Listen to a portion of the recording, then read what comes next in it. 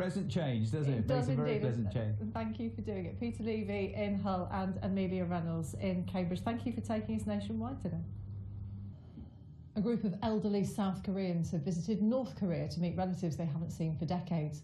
The two countries, which are technically still at war, have organised reunion events before, but this is the first in 3 years.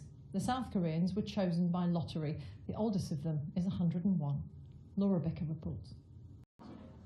He's famous for creating dresses that only the boldest stars would dare to wear. Women like Marilyn Monroe, Madonna and most famously Cher.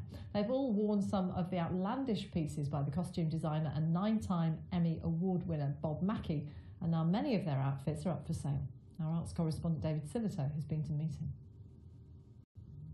Charlotte is here with all the business news, but first a look at the headlines on Afternoon Live.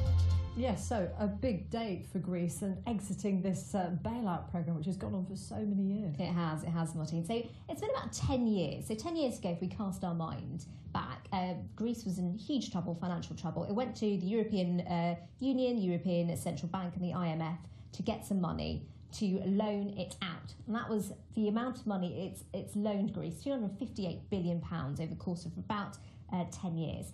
Now, today it's exited a bailout programme. Those creditors gave Greece that money on the conditions that it put through austerity measures to kind of tighten up its economy. Now, those austerity measures were tough. People in Greece have gone through the mill in the last 8 years, and it's lost 25% of its GDP in that time. And that's because of those measures really taking its toll on the economy.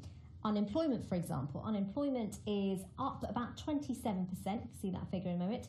It's 27%, and that's what happened since 2010. So it's achieved this milestone in its economy, in its history of being able to exit the bailout programme. If you cast your mind back a few years ago, we were talking about the prospect of a Grexit, long before the prospect of a Brexit.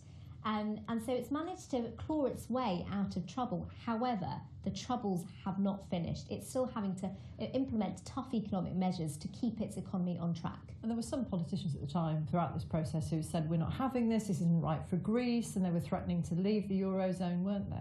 The shape of the Greek economy is rather different now as a result of all of this restructuring. But as a consequence of all of this, a lot of the young people on whom the future of Greece depends, they left the country, didn't they? In fact, it's frozen, but we could hear all your useful comments. Thank you very much. They've come up there.